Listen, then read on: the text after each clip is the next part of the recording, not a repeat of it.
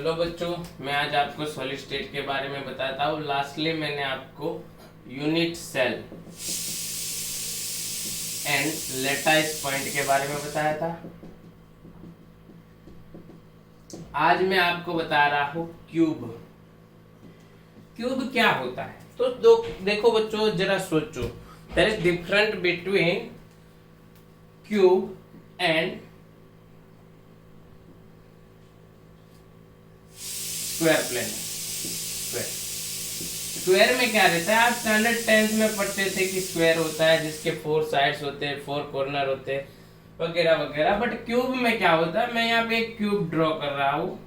ध्यान से देखिएगा। मैं आपको आज ये भी बताऊंगा कि आपको इस चैप्टर में क्या पढ़ना है जो टेक्स्ट बुक में नहीं। एक सिंपल सा क्यूब है। देखो अभी ये क्यूब कैसे है, तो आपके घर में चाय की पत्ती होगी, शुगर होगी, नमक होगा, उसकी बात आप 10th स्टैंडर्ड में NaCl का स्ट्रक्चर ड्रॉ करते थे। मैं यहाँ पे आपको ड्रॉ करके बताता हूँ। थोड़ा फिगर वीक बनेगा बट याद करके देख लीजिएगा।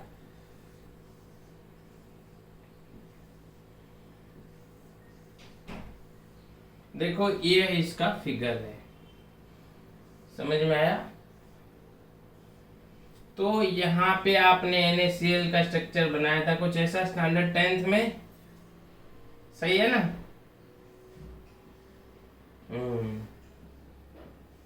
हमें चैप्टर में क्या पढ़ना है मैं आपको वो बता रहा हूँ। राइट, आप ये NaCl का स्ट्रक्चर बता देते। सर हम तो NaCl देखते हैं, नमक का दाना, इसमें ऐसा कुछ नहीं दिखाई दे रहा।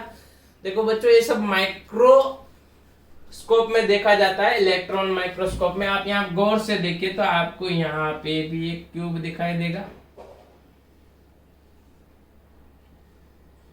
देखो ये सब क्यूब के पार्ट है, समझ में आ रहा है आपको?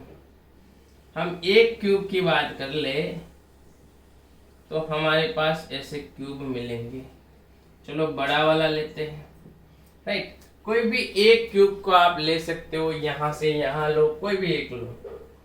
तो एक हमने बताया था कि यूनिट सेल क्या होता है, कि basic repeating unit in a compound. इसमें एनायन होता है, कैटायन होता है, मॉलिक्यूल होता है, ओनली एटम होता है, कुछ भी होता है। बट एक यूनिट जो बार बार रिपीट होता है, इट्स कॉल्ड यूनिट सेल। ऐसा मैंने आपको बताया था।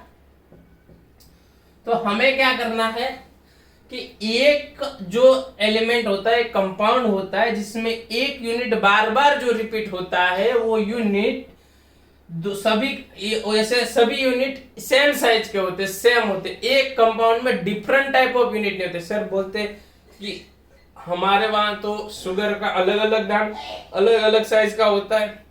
अरे हम दाने की बात नहीं कर रहे, हम इस दाने के स्ट्रक्चर की बात कर रहे हैं।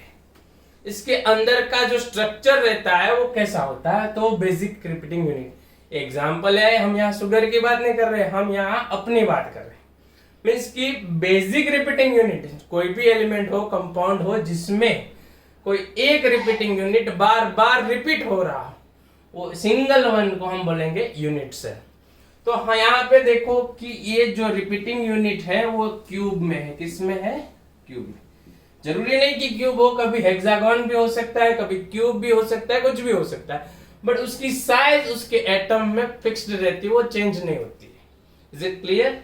अब बात करते हैं हम कि देखो आपको स्क्वायर बताया जा रहा है, तो आप बोलोगे कि it has 4 corner, 4 edge, right, and 4 side, 4 side, सब बोल सकते हो, राइट। बट ये 2 डायमेंशन होता है, 2D में होता है। ये क्यूब है वो 3D में होता है।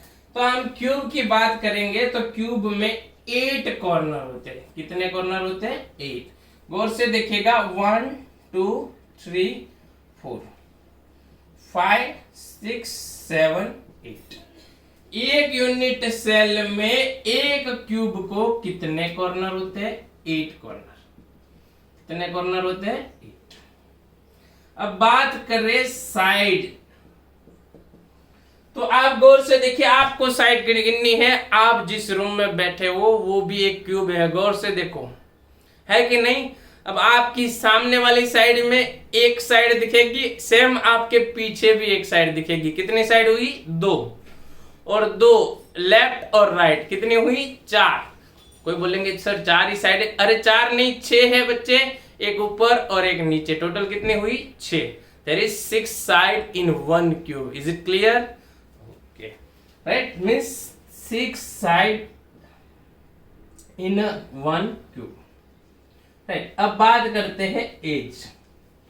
तो देखो, आप जो साइड की बात कर रहे थे, आपके सामने जो साइड है, एक साइड एक प्लेन है, एक प्लेन को 4 एज होते हैं ना, और एक एज दूसरी 4 प्लेन के लिए कॉमन होती है, राइट।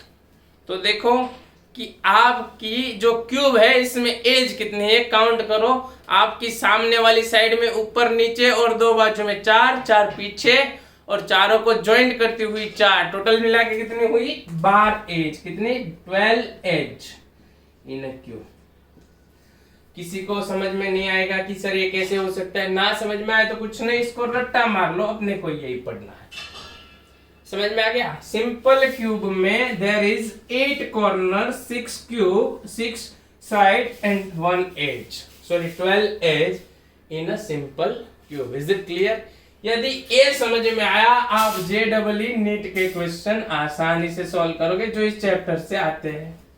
बोर्ड के भी कर लोगे, गुजकेट के भी कर लोगे, ठीक है। समझ में आ गया है बच्चों? तो देख लो एक बार, फिर से बताता हूँ। एक क्यूब में कितने कॉर्नर होते हैं? 8, साइड कितनी होती है? 6, और एज कितने होते हैं? 12। ये सिंपल सिर्फ एग्जांपल में दिया है, टेक्स्ट बुक में नहीं है, सिर्फ आपको बताने की हम इसका एक यूनिट सेल की बात करें, पूरे कंपाउंड की बात नहीं कर रहे। ओके, अगला बताएंगे हम नेक्स्ट लेक्चर में।